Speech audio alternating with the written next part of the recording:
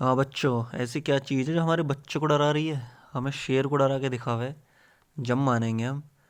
BEd second year के paper, इससे डर रहे हो? इतनी आसान चीज़ है ये, दुनिया में उतर के इससे आसान है क्या? कुछ भी नहीं है भाई। कुछ हमारे जो जूनियर बच्चे थे वो कह रहे थे कि आलम भाई, कि भैया कुछ बता दो यार, हमें गाइड करके चले जाओ। अब भैया देखो, कॉलेज आने का टाइम मिल नहीं रहा मुझे, ना तुम कॉलेज आ रहे ना मुझे टाइम मिल रहा आने का। तो ठीक है, मैंने सोचा एक वीडियो बनाई जाए बेहतरीन सी, और उससे तुम्हारा सारा समझा दूँ। देखो भी, सबसे पहले क्वेश्चन पेपर देखते हैं कि क्वेश्चन पेपर किस तरह के आते हैं तुम्हारे। ठीक है। चलो, क्वेश्चन पेपर का देख लो रूप, नागन सा रूप है तेरा। तो भैया देखो, क्वेश्चन पेपर में क्या होगा? लॉन्ग क्वेश्चन देख रहे हो, बिल्कुल सेक्शन ये जो है ये तुम्हारा, ये वाला, ये है 8 × 3, यानी कि 3 क्वेश्चन आएंगे और 8 8 नंबर के होंगे। अब तुम्हें तो पता ही है लॉन्ग क्वेश्चन में कितना पेज लिखे जाते हैं, 4 से लेके 5 पेज तक लिख दो बस। अब लिखने का तरीका वो मैं बताऊंगा तुम्हें कैसे लिखना। भाई इतना तो समझ जाओ। ये देखो, एक क्वेश्चन में और ऑप्शन होता है, और का। ये देखो, और अब मतलब हर लॉन्ग क्वेश्चन में एक दो ऑप्शन होंगे, उनमें से तुम कोई सा भी कर लो। ये देखो, सेकंड वाले में भी ऐसे ही है। What do you understand by special education, describe the types of exceptional children. जो हिंदी वाले, वो हिंदी वाला क्वेश्चन देखो, इसमें भी और है, अथवा में दे रखा है। और आता है नंबर 3, क्योंकि ज़्यादातर हिंदी वाले हैं ना भैया आर के कॉलेज में, तो मैं हिंदी के लिए बताऊंगा आज, मैंने हिंदी में लिखा है। तीनों में ऑप्शन होगा। अब आए, चलिए दूसरे सेक्शन पे चलो। सेक्शन बी में 2 नंबर का एक क्वेश्चन होगा। ये देखो, सेक्शन बी में 2 नंबर का एक क्वेश्चन होगा, 4 करने होंगे, आंसर एनी 4। तो 2 2 नंबर में तो तुम्हें पता कितना लिखना है, 1 1.5 पेज तक लिख दो, 1 से लेके 1.5 पेज तक लिख दो बस। 1 to 1.5, 2 लिख दिए तो और भी अच्छी बात है भैया। उसके तो नंबर काटने का ही ना है मनुष्य, जो भी मनुष्य चेक कर रहा होगा कॉपी, वो तुम्हारे नंबर नहीं काटेगा। अब चलते हैं आगे। इसमें भैया कितने हैं आंसर, यानी 4। और दे कितने रखे हैं, देखो 4 5 6 7 8 9 10 पे कितने सारे हैं। 1 2 3 4 5 6 8 में से दे रखे भाई, 8 में से 4 करने हैं। वो भैया कोई भी कर लेगा, ये तो बिल्कुल जो बिल्कुल ठेठ टीरा होगा ना, ठेठप, वो भी कर लेगा इन्हें तो। अब आते हैं सेक्शन सी। सेक्शन सी है बिल्कुल छोटे क्वेश्चन। ये देखो, 8 क्वेश्चन करने हैं 10 में से, 1 × 8, 1 नंबर का एक क्वेश्चन है। तो इसमें तो बिल्कुल, अगर तुम पॉइंट टू पॉइंट भी आंसर दोगे ना, देखो, इंक्लूसिव एजुकेशन हेल्प, समावेशी शिक्षा इन विद्यालय को विकसित करने में मदद करता है। तो इसका आंसर है ये ऑप्शन, उपरोक्त सभी। अगर उपरोक्त सभी आंसर लिख के आ गए तो पूरा मिल जाएगा क्वेश्चन। चलो अब मैं देखता हूँ मेरा आंसर कैसे लिखे हैं। चलो भैया, अब आ जाओ नीचे को, ज़रा नीचे आ जाओ। सबसे पहले मेरा तरीका होता था खंड सी निपटाने का। खंड सी में क्या होता था, देखो मैं असल में क्यों करता था ये वाला सेक्शन, दोस्त मैं तुम्हें आज एक सच्चाई बताता हूँ। मैं ये वाला सेक्शन इसलिए करता था सबसे पहले, देखो मैंने लिखा प्रश्न 12 उत्तर नंबर 12, पहले का आंसर है उपरोक्त सभी, इतना लिख के छुट्टी, एक तुम्हें 1 नंबर मिल जाएगा यहाँ। फिर उत्तर नंबर 3 कोलकाता, इसका आंसर है। इसके PEID की full form, project integrated education for disabled children, यहाँ तुम्हें 1 नंबर मिल जाएगा। ब्रेल लिपि के जनक लुईस थे, ये सच बात है बिल्कुल, तो तुम्हें यहाँ सत्य लिखना है। इसमें तुम्हें 3 4 तरह के क्वेश्चन आएंगे भाई, MCQ, ट्रू फॉल्स, और ये भी आएंगे एक एक लाइन के। वंशानुक्रम अधिगम सामर्थ्य का मुख्य कारण है, सत्य है। डिस्ग्राफिया लेखन से संबंधित है, बिल्कुल सही बात है, सत्य है। इसके आगे सत्य लिख के जाना है। बुद्धि लपरी का सूत्र सबको पता है, मानसिक आयु अपन वास्तविक आयु इंटू 100। चलो अब मैं सच्चाई बताता हूँ तुम्हें। चलो ये तो हो गए, ये हो गए तुम्हारे क्वेश्चन सारे छोटे क्वेश्चन। लोकोमोटर विकलांगों के लिए राष्ट्रीय संस्थान दिल्ली में स्थित है, ये सच है, मतलब ये सच है। अच्छा, ये पूछा है, सत्य पूछा है, देख लेना। ट्रू फॉल्स है, वैसा है। ASD की फुल फॉर्म पूछी है, आत्म संवेदी केंद्रित, नहीं नहीं नहीं, ये ट्रू फॉल्स ही चल रहे हैं अभी तक। ये सत्य है, दिल्ली में, ये दिल्ली में है कोलकाता में है भाई, लोकोमोटर विकलांगों के लिए राष्ट्रीय संस्थान, एक बार मैं चेक कर लूँ। गलत कर दिया हमने, ये संस्थान दिल्ली में स्थित नहीं है विकलांगों के लिए, ये है कोलकाता में। कोलकाता आंसर याद रखना, इसका आता है ज़रूर क्वेश्चन, तो इसको असत्य लिख देना, ठीक है। ASD की फुल फॉर्म होती है आत्म संवेदी केंद्र, ये नहीं होती आत्म केंद्रित संवेदी, ये गलत है, तो असत्य लिखना। इसकी ओटिज्म, ओटिज्म होती है मतलब स्वैलीनता, अपने आप में खोए रहना। Autism spectrum disorder, autism spectrum disorder. English वाले सेक्शन में चेक कर लेना, इंग्लिश हिंदी दोनों में तो आता ही है पेपर। ये देखो भाई, ASD की फुल फॉर्म हमने इंग्लिश में याद करी, ASD मतलब ओटिज्म स्पेक्ट्रम डिसऑर्डर। अब इसने लिख दिया यहाँ ASD की जगह पे इसने लिख रखा है ओटिज्म सेंसरी डिसऑर्डर, तो ये तो गलत हो गया ना। हमारे याद है ओटिज्म स्पेक्ट्रम डिसऑर्डर, स्पेक्ट्रम की जगह इसने दे दिया ये सेंसरी, तो ये गलत है, इसका मतलब ये फॉल्स है। तो इस तरह से क्वेश्चन करने हैं। ये देखो, which organisation classified hearing loss unit, world health organisation, ये वाला आंसर है। तो ऐसा करने हैं क्वेश्चन। अब जब मैं तुम्हें एक चीज़ बता रहा था कि मैं ये वाले क्वेश्चन पहले क्यों करता हूँ, जैसे मैंने ये क्वेश्चन कर लिए तो बताए एग्जामिनर को क्या लगेगा जब उसने कॉपी चेक करी, भाई ये भी सही है बच्चे का, ये भी ठीक है, ये भी ठीक, ये भी ठीक, ये भी ठीक, ये भी ठीक। एक सोचेगा, एक दिमाग में एक चीज़ आ जाती है कि भाई बच्चा जो है, बच्चा होशियार है, बच्चा होशियार है, थोड़ा सा क्या पूरा ही होशियार है। जब सारे सही हो गए, चलो अगर 8 में से 6 भी सही हो गए ना, तो वो सोचेगा बच्चा है, दिमाग है थोड़ा सा बच्चे में, ऐसे ही मुँह उठा के ना आ गया पेपर देने। तो अब वो क्या करेगा ना, जो अगले तुम्हारे क्वेश्चन शुरू होंगे ना सेक्शन ए और सेक्शन बी के, अब वो ऐसे नंबर देगा तुम्हें ज़्यादा से ज़्यादा, भाई तुम्हें ज़्यादा से ज़्यादा नंबर देने की कोशिश करेगा। तो मैं अंदर की बात बता रहा हूँ, मैं कोई नहीं बताता ये, ठीक है। अब देखो पहला क्वेश्चन देखते हैं सेक्शन ए। देखो अभी मैंने शॉर्ट निपटा दिए, अब मैं लॉन्ग करूँगा। जो मेरा तरीका है ये मैं तुम्हें बता रहा हूँ, मैंने किस किस तरह से अटैम्प्ट करा था पेपर, बाकी तुम्हारी मर्जी है, सेक्शन ए पहले करो, बी पहले करो, सी पहले करो। मैंने करा था सेक्शन ए। इसका क्वेश्चन देखो, what do you understand by, यार ये हिंदी वाले, हिंदी के ज़्यादा है ना। एकीकृत शिक्षा से आप क्या समझते हैं, और एकीकृत शिक्षा के उद्देश्य बताओ और विशेषताएं बताओ। अब देखो लॉन्ग क्वेश्चन करने का सबसे बेस्ट तरीका क्या है, जैसे जैसे बता रहा हूँ ना भैया, अंधे होकर बिल्कुल ऐसे ही लिखे ही हो। अगर कुछ भी दिमाग ज़्यादा लगा दिया ना तो नंबर कटवा लोगे। सबसे पहले लॉन्ग क्वेश्चन में, कैसा भी लॉन्ग क्वेश्चन हो, उसमें सबसे पहले तुम्हें भूमिका लिखनी है।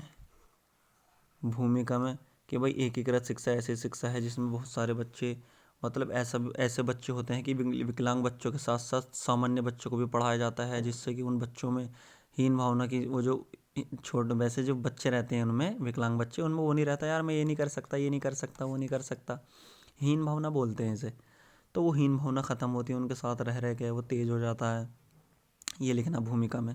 फिर इसका अर्थ, एकीकृत शिक्षा का अर्थ, अब या तो ये एक साथ भी लिख दो तुम, टेंशन की बात नहीं है, अर्थ या भूमिका या अलग अलग लिख दो, और लंबा करना है अगर पेज बढ़ाने हैं तो भूमिका पहले अर्थ पहले, नहीं भूमिका पहले अर्थ बाद में। फिर क्या करना है, एकीकृत शिक्षा की परिभाषा, ये लाइन अपने दिमाग में भर के रख लो। सबसे पहले तो अर्थ लिखो, फिर परिभाषा लिखो हेडिंग डाल के। देखो ये मैंने लिख रखी, फिर मैंने इन्हें अंडरलाइन भी करी, देखो कितनी खूबसूरत लग रही है, तो इतनी खूबसूरत है फिदा दीदार पे तेरे, ये कितनी अच्छी लग रही है। देखो ये गोले बने हुए, पॉइंट से बने हुए, और यहाँ अंडरलाइन करिए मैंने, ये देखो। तो अब क्या करते हैं, एकीकृत शिक्षा की परिभाषा। अब परिभाषा होती है कुछ, वो तो तुम अपने मॉडल में देखते ही हो, हर साइकोलॉजिस्ट अलग परिभाषा देता है अपनी, हर किसी में एक्टिंग है कि भैया मैं तो अपनी अलग दूंगा ये देखो इसने क्या दिया, भारतीय शिक्षा आयोग के अनुसार विकलांग बच्चों की शिक्षा सामान्य शिक्षा प्रणाली का अविभाज्य हिस्सा होनी चाहिए। कुल ये क्या है, कुक्षांक के अनुसार क्या है, विशिष्ट बालकों की शिक्षा संपूर्ण शिक्षा का हिस्सा है। ये दो हो गई, बस अब आगे बढ़ जाओ। अब देखो कम से कम दो लिखने की कोशिश करना भाई, कम से कम कह रहा हूँ मैं, अगर फिर भी एक ही याद है तो एक ही लिख देना, फिर क्या कर सकते हैं। अब एकीकृत शिक्षा के उद्देश्य, अब देखो उद्देश्य लिखने से पहले देखो, पहला उद्देश्य मैंने लिख दिया, ये समान शिक्षा प्रदान करना।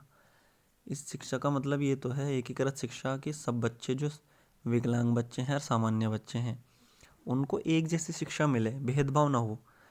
तो मैं तो लिखूंगा इन्हें, लेकिन एक अगर मैंने ऐसा चार्ट बना दिया ना शुरू में ही, ये करके देखो गोला बना गया, और मैंने बीच में लिखा एकीकृत शिक्षा के उद्देश्य, और मैंने ये बना दिया चारों तरफ कि देखो सबसे पहले समान शिक्षा, भेदभाव ख़त्म करना, और सामान्य अवसर, आत्मविश्वास बढ़ाना, स्वस्थ वातावरण, समायोजन की क्षमता, हीन भावना को ख़त्म करना, मानसिक विकास।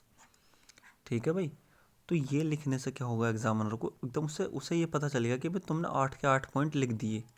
मैं बता 8 पॉइंट क्यों लिखता था भाई, जब 8 नंबर का क्वेश्चन है तो कम से कम 8 पॉइंट तो उसमें होने चाहिए दोस्त। तो एग्जामिनर अब सोचेगा 1 पॉइंट पे 1 नंबर देने की कोशिश करेगा, समझ रहे हो। जैसे उसने ये पॉइंट पढ़ा, अब उसने भैया अब मैंने एक एक करके एक्सप्लेन करने हैं। नीचे देखो, नीचे देखो, चलो। अब मैंने समान शिक्षा जो है, समान शिक्षा वाले को एक्सप्लेन, ये जो है ना, ये इसको मैंने अब एक्सप्लेन कर दिया। ये रहा कि जब विकलांग बच्चों को सामान्य बच्चों के साथ शिक्षा प्राप्त करने का मौका मिलेगा तो वे सभी सामान्य बच्चों की तरह समान शिक्षा प्राप्त कर सकेंगे और उनको भी समान अवसर प्राप्त होंगे। ठीक है, ये मतलब लिख देना 3 4 5 लाइन लिख देना हर उसमें। तो मैं 4 से 5 पेज बिल्कुल भरने हैं, इस तरह से अपने आप को सेटल करके चलना। और भैया स्पीड, मैं तो पहले कह रहा हूँ स्पीड बना कर रखना अपनी। पता चला तुमने 2 3 लॉन्ग क्वेश्चन करे, टाइम ख़त्म हो गया, अब छूट गए क्वेश्चन। क्वेश्चन छुटती जहर है। चाहे क्वेश्चन साला कम अटैम्प्ट हो, मतलब हल्का हल्का लिखा जाए क्वेश्चन में, 3 से 4 पेज लिखे जाएँ, चाहे 4 ही पेज लिखे जाएँ, लेकिन क्वेश्चन अटैम्प्ट सारे होने चाहिए दोस्त। दोस्त मेरे, सारे क्वेश्चन अटैम्प्ट होने चाहिए भाई। ठीक है भाई। अब चलते हैं भैया भेदभाव, दूसरा पॉइंट देखो भी, ये वाला भेदभाव ख़त्म करना। ये देखो, इसको भी एक्सप्लेन कर देना 4 5 उसमें, ये 4 5 लाइन इसके अंदर लिख देना। तो मैंने तुम्हें बता दिए, ये तो मैंने तुम्हें बता दिया दोस्त। अब मैं तुम्हें हर किसी को एक्सप्लेन करके थोड़ी दिखाऊंगा अभी। अब नीचे ऐसे ही मैंने सबको एक्सप्लेन किया एक एक करके। थर्ड पॉइंट मानसिक विकास करना। चौथा पॉइंट क्या है, सभी को सामान्य अवसर देना, हीन भावना को ख़त्म करना, आत्मविश्वास बढ़ाना, समायोजन की क्षमता विकसित करना, स्वस्थ वातावरण प्रदान करना। ये लिखने के बाद अब आती हैं विशेषताएं। ये रही विशेषता। अब तुम इसमें चाहो तो जैसे मैंने ऊपर एक चार्ट सा बनाया था यूँ करके, बीच में लिखा था विशेषता, उद्देश्य, और यूँ बनाया था चारों तरफ को करके, या तो ऐसा बना दो। और नहीं बनाना चाहते हो तो ये सोच रहे हो ज़्यादा पेज भर जाएंगे तो छोड़ो, जैसे मैंने लिखा है ऐसे लिख दो। ठीक है, पहला पॉइंट लिखो विशेषता का, कि पहली विशेषता क्या है, एकीकृत शिक्षा जो है वो क्या करती है, सभी विकलांगों के लिए मुख्य धारा प्रदान करती है। मुख्य धारा मतलब वही मेन स्ट्रीमिंग, जहाँ सामान्य बच्चे पढ़ते हैं ना, वही चीज़ उनको पढ़ने को मिलेगी। अब भैया जब वही चीज़ पढ़ेंगे उसी चीज़ में वो अच्छे होंगे और उसी चीज़ में जॉब लेंगे फिर। समझ रहे हो मेरी बात। इसमें 5 6 लाइन लिख देना जो जो बोल रहा हूँ, या तो जो जो बोल रहा हूँ या जो तुम्हारे दिमाग में आवे। अबे मैं तो ये कह रहा हूँ, दिमाग में भी ना आवे ना दोस्त, तो अपने आप से बना के लिखिए कुछ ना कुछ। दूसरा पॉइंट सुनियोजित, सुनियोजित एवं कम खर्चीली। कम खर्चीली है भाई, उनके लिए स्पेशल से प्रोग्राम थोड़ी करना पड़ रहा है भाई। जो क्लासरूम उनके लिए बना है एक, इसी में ये बच्चे बैठे हैं दूसरे, वरना विकलांगों के लिए तो अलग से बनाना पड़ेगा, तो उसमें ज़्यादा खर्चा आएगा। समानता का अवसर, जो समान अवसर उनको मिल रहे वो इनको मिल रहे। अरे ये पॉइंट लिख रखे हैं मैंने। भेदभाव को ख़त्म करती है, इनके अंदर सबके अंदर लिखना है तुम्हें। ये हेडिंग है भैया, ये हेडिंग है। कभी यूँ कहो सर ने तो ऐसे लिखवा दिया, लिख के आ गए तुम, फिर क्या हो गया आलम भाई, नंबर नहीं मिले हमें। बच्चों में आत्मविश्वास बढ़ाती है, फिर इसके अंदर 5 6 लाइन लिखनी है किस तरह से आत्मविश्वास बढ़ाएगी।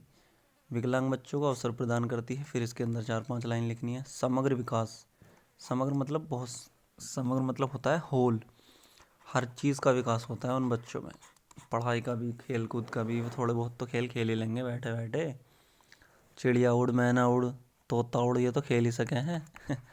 तो भैया बहुत सारी चीज़ें हैं। अब भैया आते हैं सामान्य और विशेष बच्चों के बीच का अंतर ख़त्म करती है। ये तो नॉर्मल है भाई, भाई जब एक साथ बच्चे बैठेंगे तो उनके बीच का अंतर तो ख़त्म होगा ही। अब चलते हैं निष्कर्ष। हाँ, अब बहुत ही इम्पोर्टेंट चीज़, वेरी वेरी इम्पोर्टेंट चीज़। अब जब तुमने भैया सब कुछ लिख के आ गए तुम, तो निष्कर्ष जरूर लिखनी है, कंक्लूज़न। कंक्लूज़न का मतलब है इस कहानी से हमें यह शिक्षा मिलती है। अरे भैया छोड़ो, निष्कर्ष कंक्लूजन में आता है कि उपयुक्त बातों से हमें पता चलता है कि एकीकृत शिक्षा विशिष्ट या अपंग बच्चों को समाज की मुख्य धारा से जोड़ती है, ताकि इन बच्चों में उत्पन्न हीन भावना ख़त्म हो सके और सभी बच्चे बिना किसी भेदभाव के शिक्षा प्राप्त कर सकें। End of the question. बस अब क्वेश्चन एंड हो जाएगा तुम्हारा 4 पेज में, या 4.5 में, या 5 में। ज़्यादा मत लिखियो भाई, 4 5 से ज़्यादा। पता चला तुम्हारा टाइम ख़त्म हो गया, मुझे पता ना, मुझे एक्सपीरियंस है। इतना तेज कैसे लिख लेगा बच्चों को हिंदी में। अब देखते हैं अगला क्वेश्चन। देखो इस ये वाला पेज छोड़ दिया मैंने, इस वाले पेज से शुरू नहीं किया मैंने अगला क्वेश्चन। मैंने जानबूझ के लिया इस तरह से। प्रश्न नंबर 2, प्रश्न नंबर 2 मैंने अगले पेज से लिया है। प्रश्न नंबर 2 उत्तर नंबर 2 ये रहा। पहले लिखी मैंने भूमिका, फिर मैंने लिखा उसका अर्थ। ये जो लिखा रखे हैं ना मैंने, डंडे जो बना रखे हैं ये है कि मैंने ये लाइन लिख रहा हूँ मैं इसमें, और नीचे लिखा जाएगा। फिर इसकी परिभाषा लिखी जाएगी और फिर विशिष्ट बालकों के प्रकार पूछा है। ये देखो 4 प्रकार होते हैं, शारीरिक रूप से विशिष्ट, और भैया सामाजिक रूप से, मानसिक रूप से और संवेगात्मक रूप से। अब इनको चारों को एक्सप्लेन कर दूँ। ये लो, अब हम इनके बारे में अब हम इनके प्रकारों के बारे में विस्तार से अध्ययन करेंगे। अब तुम विस्तार से करो मत करो, लिख तो दो, विस्तार से करेंगे। विस्तार में भी वही आ जाएंगी, 6 से 7 लाइन 8 लाइन, ये विस्तार में अध्ययन होता है। और संक्षिप्त में तो 2-3 लाइन होती हैं। विस्तार में इसको देखो, मानसिक रूप से भी इसके बारे में लिख दिया, शारीरिक, मानसिक, संवेगात्मक, सामाजिक। अब सबसे बढ़िया मैंने क्या बताया था तुम्हें, निष्कर्ष। सबसे पहले तो होती है भूमिका या अर्थ, और सबसे बाद में लिखा जाता है निष्कर्ष। हर पेपर में लिख देना इसे ज़रूर। चलो अब चलते हैं अगले क्वेश्चन की तरफ। उत्तर नंबर 3 देखो, उत्तर नंबर 3 इसमें भी बिल्कुल ऐसे ही लिखना है जैसे मैंने सारे क्वेश्चन लिखे हैं। कम से कम 4 पेज या ज़्यादा से ज़्यादा 5 पेज लिखने हैं हर क्वेश्चन में, हर लॉन्ग क्वेश्चन में। सब में भूमिका और निष्कर्ष जरूर लिखना है। ये सब मिल नंबर लाने की ट्रिक्स हैं भैया। चलो अब आगे चलते हैं सेक्शन बी। ये 2-2 नंबर के क्वेश्चन हैं। कितने? 4 क्वेश्चन करने हैं 2-2 नंबर के। तो पहले मैंने तुम्हें बता दिया 2 नंबर में कितना लिखोगे। क्वेश्चन ये है कि आरसीआई एक्ट को क्या से आप क्या समझते हैं। तो सबसे पहले हम लिखेंगे आरसीआई एक्ट का अर्थ। अब इसे लिख देंगे 7-8 लाइन में। और आरसीआई एक्ट की विशेषताएं, मतलब हमें तो कुल मिला के पेज भरने हैं, कम से कम 1.5 पेज कम से कम भरना है, या 2 भर दो। तो इसने पूछा तो ये था आरसीआई एक्ट के बारे में बताओ, लेकिन हमने इसकी विशेषताएं भी जोड़ दी। ये रही, यहाँ लिख दो उसकी विशेषता, एक हेडिंग बना के उसको अंडरलाइन कर दो। फिर दूसरी हेडिंग यहाँ लिखियो यहाँ, फिर उसको अंडरलाइन करके उसके नीचे भी भैया इनके अंदर एक्सप्लेन करना है इनको, 3-3 4-4 लाइन में। इसमें भी 3-3 4-4 लाइन, इसमें भी। अब सबसे बाद में क्या आता है, निष्कर्ष। चलो, हर क्वेश्चन इस तरह से अटैम्प्ट करोगे ना भाई, और ये जो अंडरलाइन कर रखे हैं मैंने, बिल्कुल साफ सफाई से लिखना, तो तुम्हारे पूरे नंबर 80% से कोई नहीं रोक सकता दोस्त, मैं बता रहा हूँ ना। अब यही है ऐसी प्रश्न नंबर 5, उत्तर नंबर 5 हर नए पेज से शुरू करना है दोस्त। सहयोगी निर्देशन का अर्थ, पहले अर्थ लिखा, ये रहा 6-7 लाइन। फिर उसने कहा समावेशन के लिए, उसने सिर्फ इतना क्वेश्चन दिया था, समावेशन के लिए सहयोगी निर्देशन बताओ। लेकिन मैंने पहले सहयोगी निर्देशन का अर्थ भी लिखा है। मैंने तुम्हें ये बार बार दिमाग में अपना दिमाग ख़राब कर रहा हूँ तुम्हें बता बता के, कि ये अर्थ ज़रूर लिखना है सबसे पहले, फिर उसमें उसके लिए निर्देशन, फिर यहाँ हेडिंग डालनी है, उसको अंडरलाइन कर दो। अंडरलाइन वाला प्रोसेस तो बाद में कर लेना, फिर उसके अंदर 5-6 लाइन लिख देना ज़रूर। मैं तो ये बार बार, मेरा दिमाग भी ख़राब हो गया बताते बताते। फिर बाद में निष्कर्ष लिख देना। ठीक है भाई बच्चों, प्यारे बच्चों, ऐसी क्या चीज़ है हमारे बच्चों को डरा रही है। अब ऐसे ही क्या करना है, हाँ ले भैया, इतना सा पेपर होता है यार। उत्तर नंबर 6 को भी ऐसे ही लिखना है, 1.5 से 2 पेज में। उत्तर नंबर 7 को भी 1.5 से 2 पेज में। मैं तो ये कह रहा हूँ, जहाँ तुमने 1.5 या 2 पेज लिखे ना भाई, तो तुम्हारे 2 नंबर वो काट ही नहीं सकता। कहाँ काटेगा? तुम जैसे अगर मेरा प्रोसेस फॉलो कर लिया ना तुमने, तो तुम 40 में से बता कितने आराम से ले आओगे, 32-33 आराम से ले आओगे भाई। अब तुम सोचो कितने % बन जाएगी भाई तुम्हारी। अब एंड ऑफ एग्ज़ाम, ये तो लिखो मत लिखो। ये क्या बात, thank you for watching this video. अगर वीडियो पूरी देखी है तो अभी कमेंट करो watch the full video. Comment में लिखो मैंने पूरी वीडियो देख ली और मज़ा आ गया, पूरी वीडियो देख ली मैंने। अब मुझे पता चल जाएगा जिसकी कमेंट आएगी ना, किस किस को तो वीडियो अच्छी लगी और किस किस ने पूरी देखी। अब मुझे पता चल जाएगा तुम टाइम पास कर रहे हो, सच में पढ़ना चाह रहे हो, सच में नंबर लाना चाह रहे हो। ठीक है भाई दोस्त, और कमेंट में कुछ और भी लिखना चाहो, अच्छा लगा भाई, गंवार तरीका, ठेठ तरीका बोलने का, मज़ा आया पढ़ने में, तो लिखो सब कुछ। और मैं ऐसे तरीके से पढ़ाता हूँ, ठीक है, जो दिमाग में घुसे तुम्हारे। अब मैं करने लगूँ, प्यारे बच्चों welcome, we are going to teach you a new topic about how to attempt the examination in 2024। तो भाई किसी के तो ऊपर से उतरेगी, किसी के भेजे में नहीं आने की, किसी के भेजे में टकरा के वापस चली जाएगी। तो प्लीज़ चलो शेयर करो इसे ज़्यादा से ज़्यादा वीडियो को। चलिए मिलते हैं फिर अगली वीडियो में। हाँ भैया एक चीज़ और कहनी थी दोस्त, अगर तुम चाहते हो ना कि मैं तुम्हारी सारी तैयारी कराऊँ, सब सब्जेक्ट के इम्पोर्टेंट क्वेश्चन, लॉन्ग क्वेश्चन, मुझे तो इतना एक्सपीरियंस हो रहा है भाई, मुझे ये बात बीच में कहनी चाहिए थी वीडियो के, मुझे इतना एक्सपीरियंस हो गया कि मुझे ये पता चल गया है कि कौन कौन से लॉन्ग क्वेश्चन आएंगे, कौन कौन से लॉन्ग क्वेश्चन आ सकते हैं भैया। तो मैं तुम्हें, अगर तुम चाहो तो मैं इंपॉर्टेंट लॉन्ग क्वेश्चन करा सकता हूँ वीडियो में कवर, उसी में से सारे आ जाएंगे। कमेंट चाहिए लेकिन मुझे।